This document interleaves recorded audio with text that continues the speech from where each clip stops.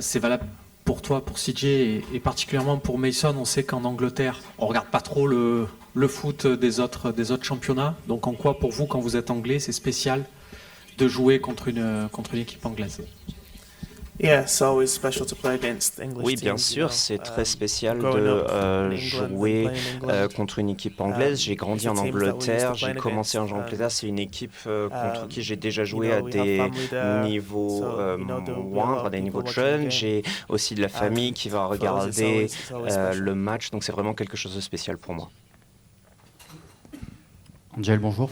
Est-ce que tu peux nous dire ce que vous devrez faire de plus demain pour gagner ce match? Parce qu'on a l'impression que c'est un peu le match de la dernière chance, quelque part. Non, je ne crois pas qu'on a besoin de faire quelque chose de plus. On a vraiment, en fait, il faut qu'on joue notre football, il faut qu'on suive le plan de jeu.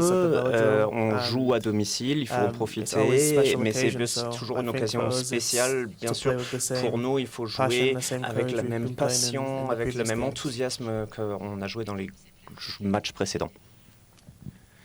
Bonjour Angel, ici. Est-ce que vous avez eu l'occasion de discuter avec Mason de son rapport avec l'équipe nationale d'Angleterre, s'il avait envie d'y retourner y jouer, et aussi de votre pays qu'il a dû quitter pour relancer sa carrière? Non, je n'ai pas parlé avec Mason à ce sujet-là. Sur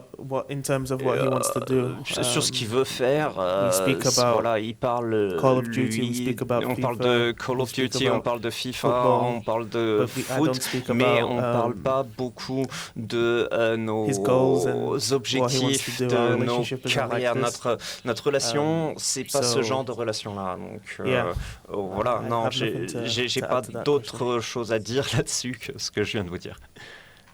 Angel, bonjour, Karimata pour Maritima. J'ai deux questions, s'il te plaît. La première, elle concerne votre bonne santé, le jeu qui est de retour, peut-être avec le match de Brest et celui de Nice vendredi. Comment vous vous sentez, vous, en ce moment, le groupe, les joueurs, au moment d'affronter Newcastle avec ce regain de bon contenu de jeu? Oui,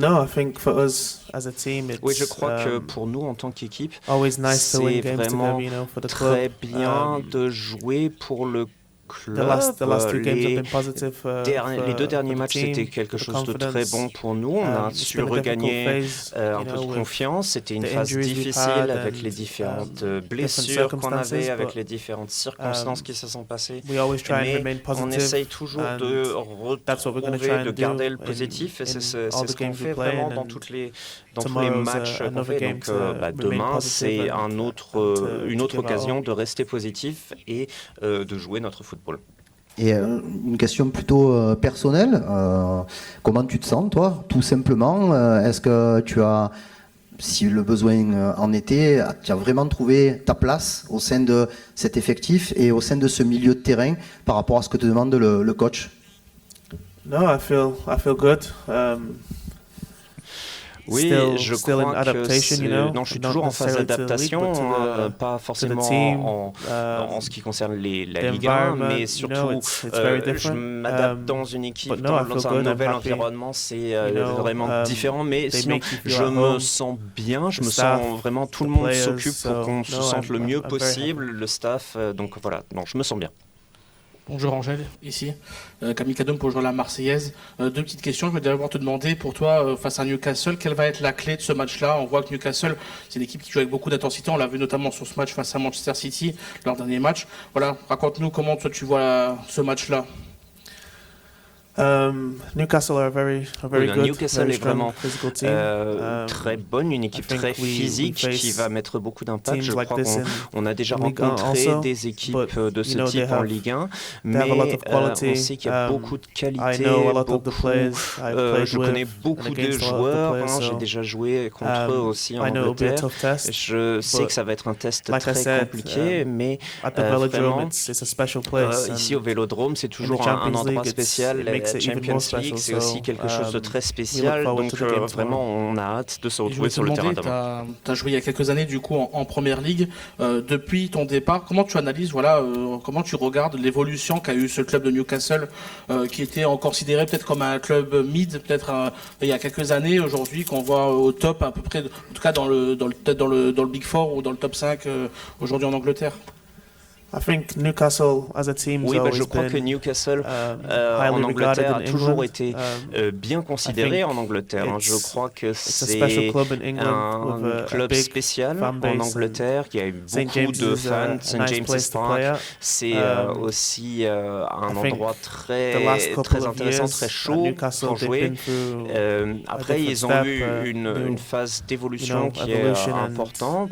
Il y a eu différentes étapes. L'équipe qu'ils ont maintenant est vraiment une équipe très compétitive et je crois que les dernières années étaient vraiment très intéressantes pour le club. Oui, donc tu as été sous les projecteurs cette saison et je voudrais savoir en ce qui concerne ce match de demain contre Newcastle, est-ce que ça va être peut-être une occasion pour toi de te présenter et d'être appelé en équipe nationale? Est-ce que tu vois ça comme une occasion ou pas?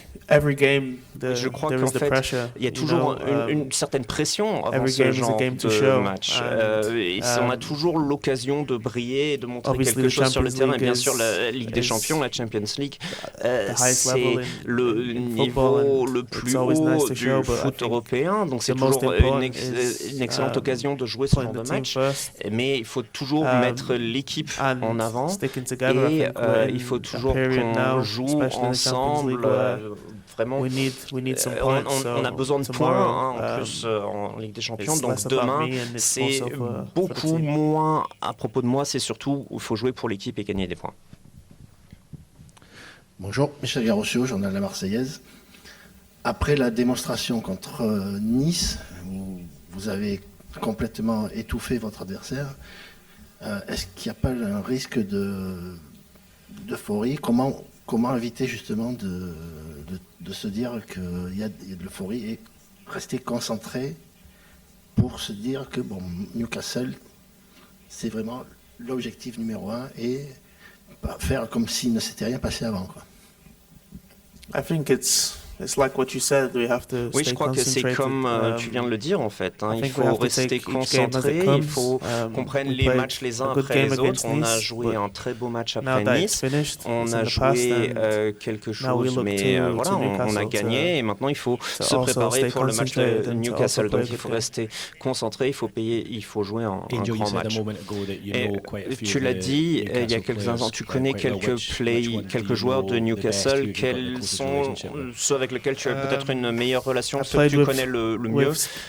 J'ai joué avec Botman à Lille. Anthony Elanga, il a grandi avec moi à l'académie de Manchester. Anthony Gordon, j'ai gagné l'Euro des jeunes avec Anthony Gordon, Joe Willock aussi, avec Jacob Ramsey.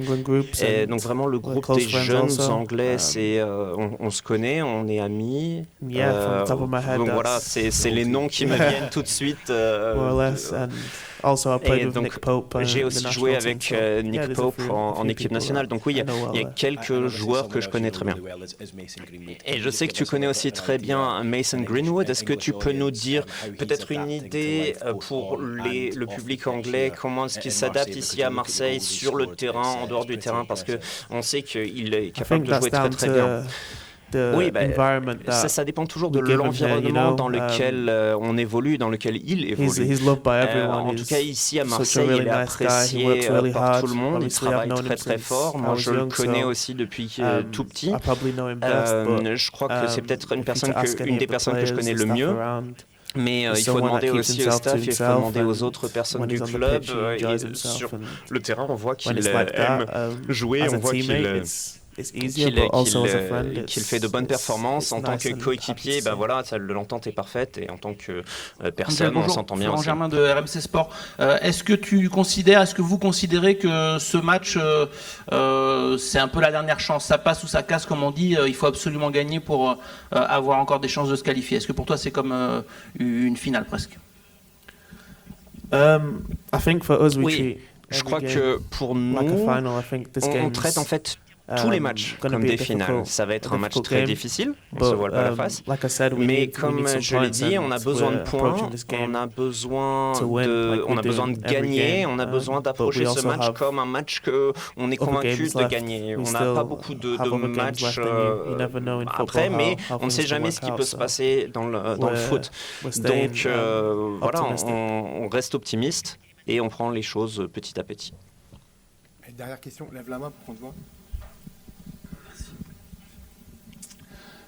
Bonjour Angèle, tu le disais tout à l'heure, ça fait que quelques mois que tu es là, tu es encore en phase d'adaptation. À quel poste tu te sens le mieux pour jouer? Est-ce que tu préfères avoir le jeu face à toi, repartir d'un petit peu derrière ou d'être numéro 10? Et quel joueur avec qui tu te sens le mieux sur le terrain pour pouvoir exploiter tes qualités? Merci. Oui, je crois que pour moi, en fait, j'aime jouer, peu importe la position où le coach me met. Je me considère comme un milieu de terrain, mais j'aime pas en fait me mettre plus dans une position trop centrale. Moi, ça dépend de la position dans laquelle on me fait jouer. Je peux jouer un peu partout sur le milieu de terrain. Et plutôt en ce qui concerne mes relations avec les coéquipiers, avec les joueurs, j'ai joué vraiment avec Mason Greenwood depuis qu'on est tout petit, depuis qu'on a 6 ans, donc je crois que j'ai une très bonne relation avec lui. J'ai aussi joué 4 ans avec mes anciens coéquipiers de Lille, donc je crois que c'est peut-être un peu plus facile de s'adapter dans ce contexte-là parce que je connais déjà les joueurs. Merci beaucoup.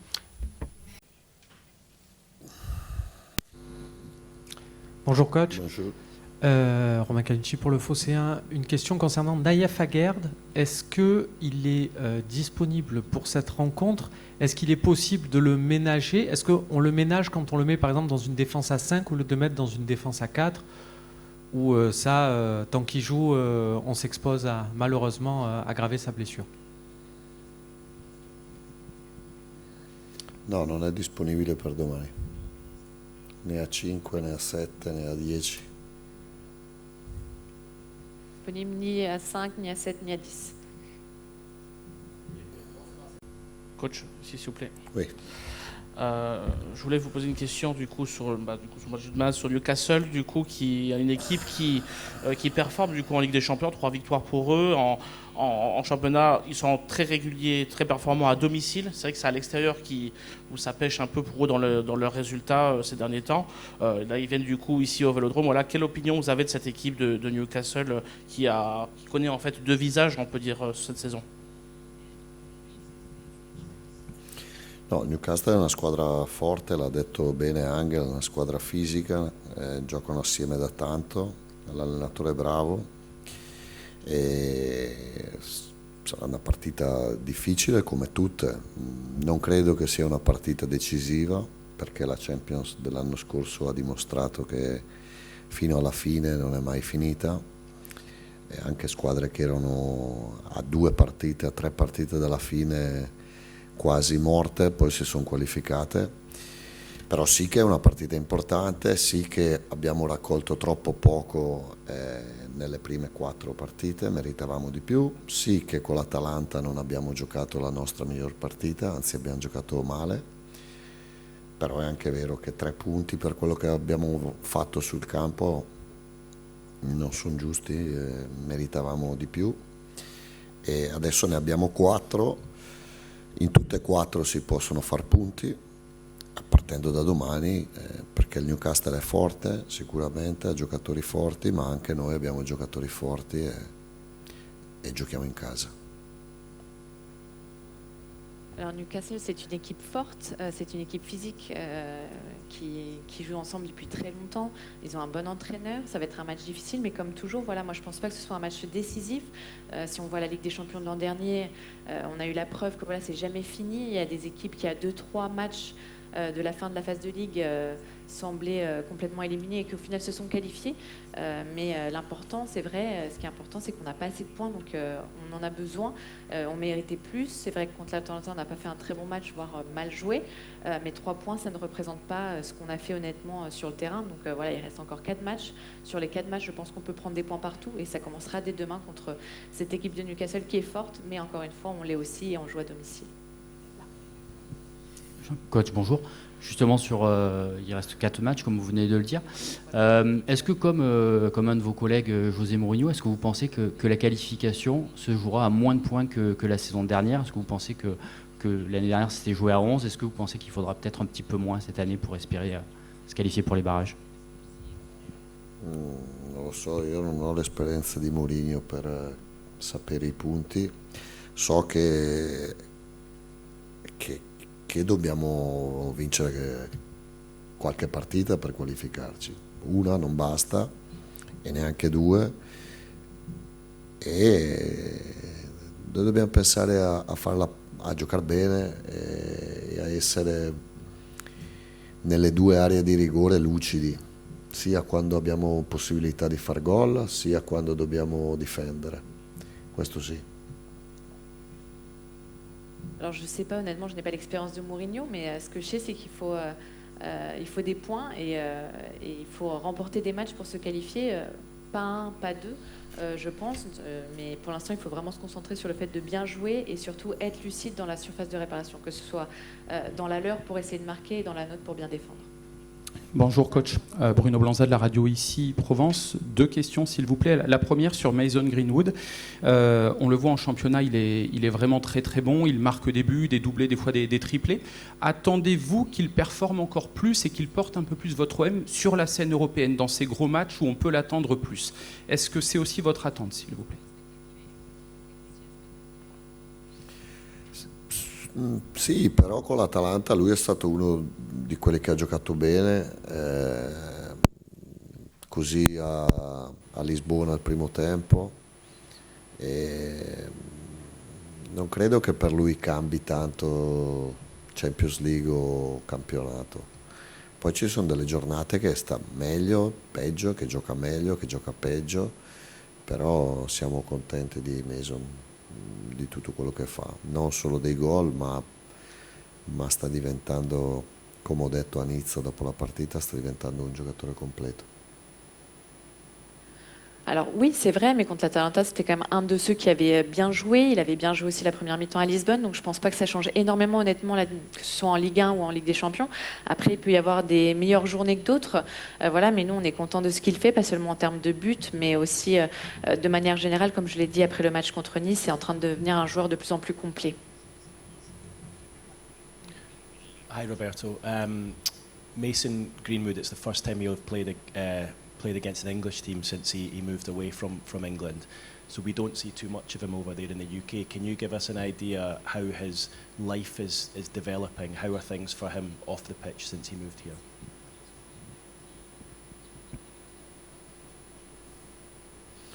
Ma guardi, io delle vite private non voglio entrarci, di nessuno, non entro nelle vite private neanche dei miei figli, ma perché lascio la libertà a tutti, quindi non voglio entrare su questo di Mason. So che è un bravo ragazzo, ha pagato in maniera forte quello che è successo, in maniera molto forte, e qua ha trovato probabilmente l'ambiente giusto per lui, che gli ha dato affetto, che gli ha dato una mano. E lui si è comportato bene, chiaramente ha un carattere introverso, particolare, un po' chiuso, ma io conosco tutta la sua famiglia, sono persone per bene, e quando guardo a lui come persona mi dispiace perché non vedo, mi dispiace per quello che è successo nella sua vita, senza entrare più di tanto. Perché io conosco un'altra persona rispetto a quella che soprattutto in Inghilterra è stata descritta. Alors je ne rentre jamais dans la vie privée des personnes, pas même de mes enfants. Je pense que tout le monde doit être libre et c'est pourquoi je ne rentrerai pas dans le détail voilà, de sa vie privée. Mais Ce que je peux dire, c'est que c'est une bonne personne, une personne qui a payé le prix fort, je pense, pour ce qui s'est passé. Après, il est arrivé ici dans un environnement qui était bon pour lui, où on lui a donné de l'affection, la confiance. Je pense qu'on l'a vraiment aidé, et lui s'est bien comporté aussi. Donc voilà, c'est sûr qu'il a un caractère un peu renfermé, un peu introverti, mais je connais très bien sa famille. Ce sont de bonnes personnes, et quand je le regarde, voilà, ça m'attriste ce qui lui est arrivé, parce que moi, je connais une personne qui est complètement différente de ce qui peut être décrit, par exemple, en Angleterre. Bonjour Roberto. On a parlé du double visage de cette équipe de Newcastle, que ce soit en championnat ou en Ligue des Champions. En quoi ça complique pour vous la tâche de préparer ce match? Est-ce qu'il y a un secteur que vous avez identifié comme peut-être la principale menace? Merci.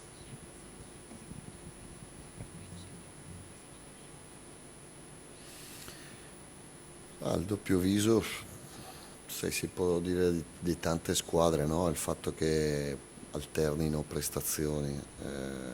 Al Newcastle ce lo aspettiamo al massimo, ce lo aspettiamo con giocatori forti, esperti, perché i 3 centrocampisti hanno un centrocampo di primo livello mondiale, Tonali, Bruno Guimaraes e Joelinton.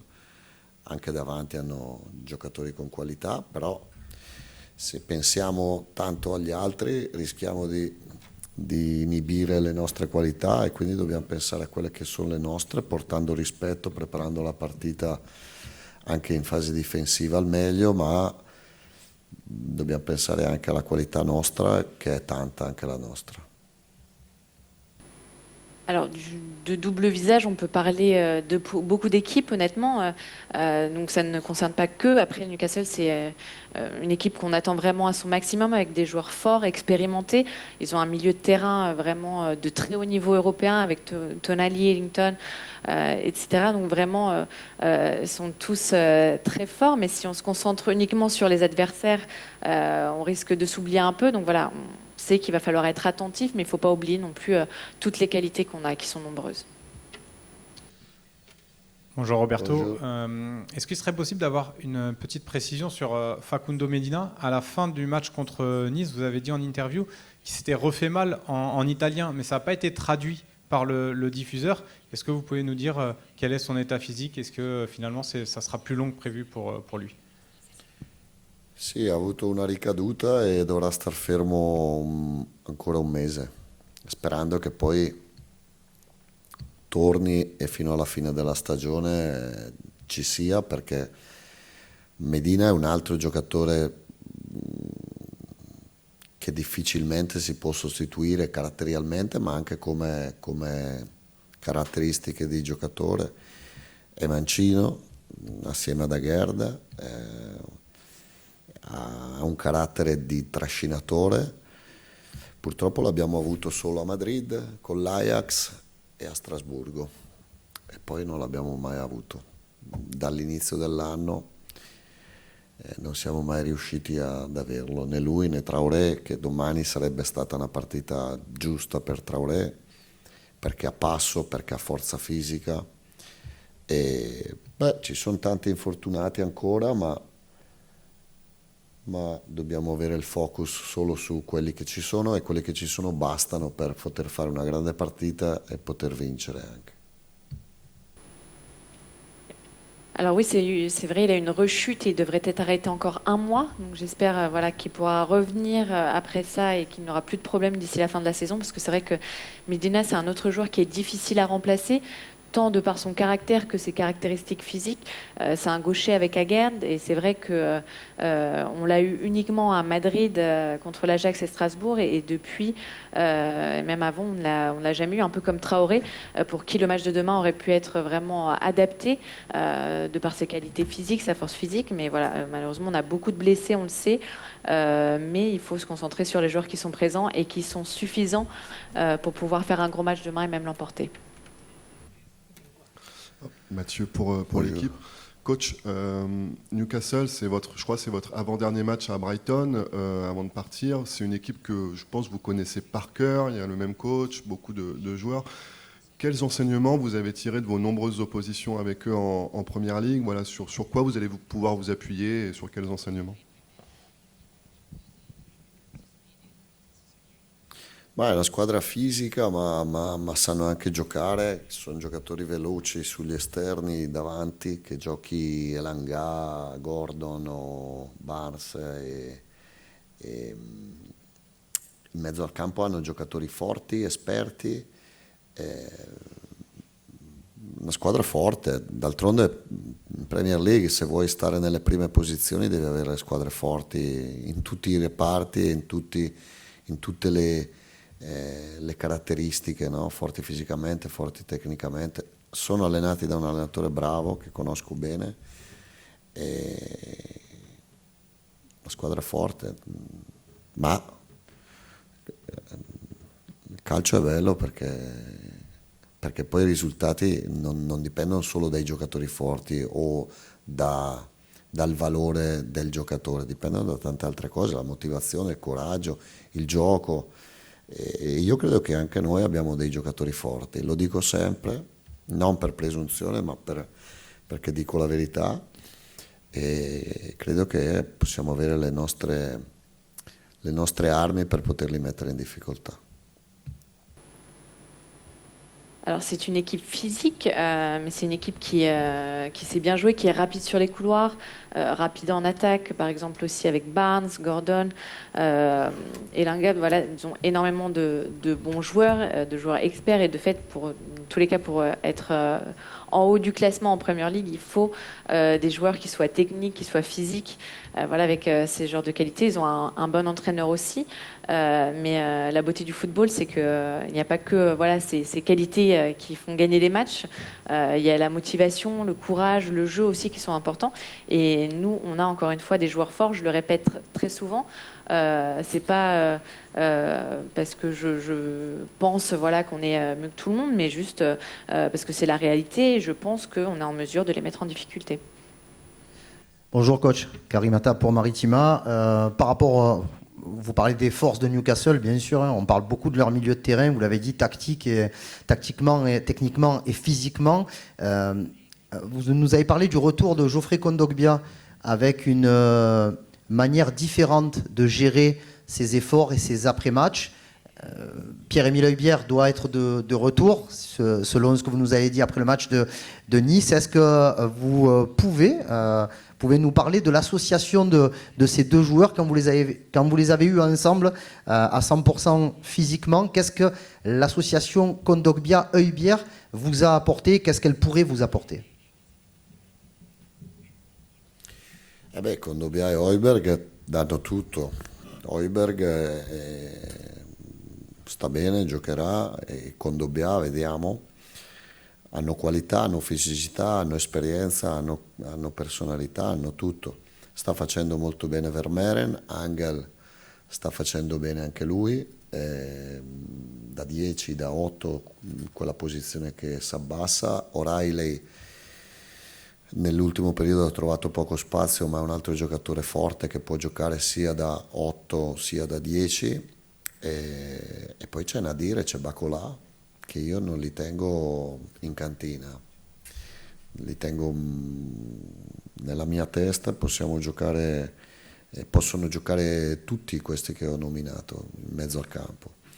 Dobbiamo capire, anche Greenwood può giocare da 10, può essere più vicino alla porta, da attaccante esterno magari la sua posizione preferita, ma comunque alternare la posizione di Greenwood può essere importante, e lo stiamo facendo quasi sempre già, e vediamo un po' cosa scelgo. Alors, Kondogbia et Højbjerg, évidemment qu'ensemble, ils nous donnent beaucoup. Højbjerg est en forme, là, il pourra jouer. Ils nous apportent les deux leur qualité, l'expérience, le physique, vraiment la partie mentale aussi. Mais Vermeeren a fait de bonnes prestations. Angel Gomez aussi, il peut jouer, comme on disait, en 10 ou en 8. O'Reilly, c'est vrai que dernièrement, il a eu un peu moins de temps de jeu. Mais pareil, il peut jouer comme numéro 8 ou numéro 10. Donc on a aussi Nadir et Bacola à prendre en considération. Moi, je les ai pas mis de côté, hein. Ils peuvent jouer les deux. Greenwood aussi peut jouer comme numéro 10 plus près du but. C'est vrai qu'il préfère peut-être sa position externe, mais là parfois on les alterne. C'est quelque chose qui est important pour nous, voilà, de pouvoir changer. Donc tous les joueurs que j'ai cités peuvent jouer au milieu du terrain, et après il faudra juste que je vois quel choix je fais. Pardon. Dernière question. Oui, Roberto, Florent Germain de RMC Sport, bonjour.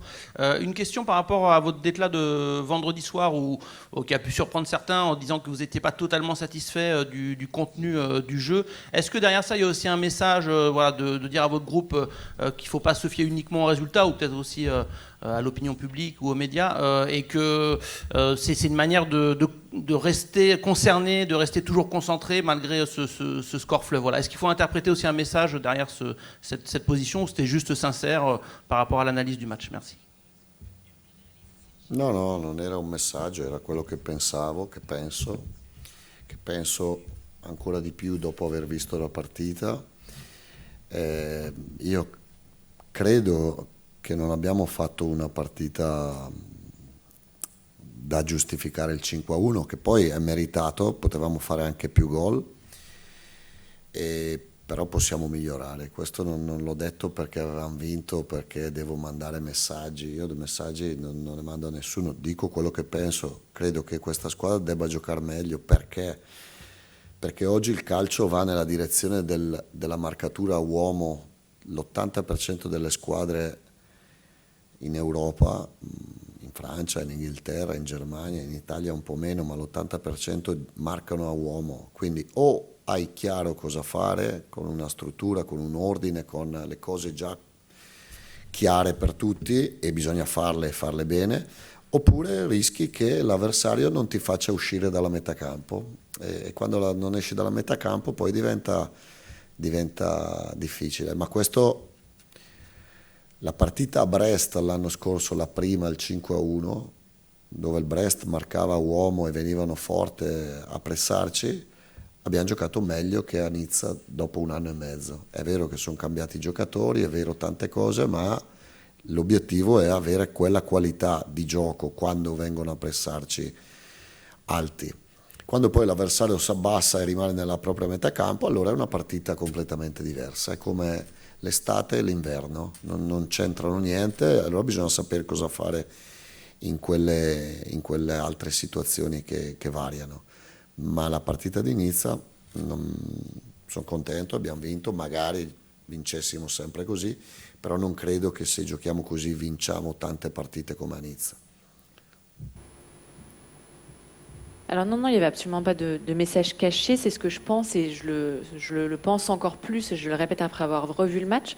Je pense que ça n'a pas été un match qui justifie ce score fleuve de 5-1, même si c'était mérité, on aurait quand même pu marquer d'autres buts, pardon. Et après, je pense qu'on peut toujours progresser. Donc voilà, même si on a remporté le match, c'était pas un message juste parce qu'on l'avait remporté. Je pense que maintenant on doit mieux jouer. Le foot va vers une direction où on a de plus en plus de marquage individuel. Je pense que dans 80% des cas, dans les meilleurs championnats européens, un petit peu moins en Italie, mais on a vraiment cette idée d'un marquage individuel, et donc d'avoir de l'ordre, une structure et les idées claires pour tous lorsqu'on met notre schéma en jeu. Et quand ce n'est pas le cas, l'adversaire sinon t'empêche complètement de dépasser ta moitié de terrain. Donc moi je veux reprendre l'exemple de Brest, le premier match de la saison dernière, on avait gagné 5-1, où eux marquaient individuellement avec une pression forte. Je pense qu'on avait mieux joué que ce match à Nice un an et demi après.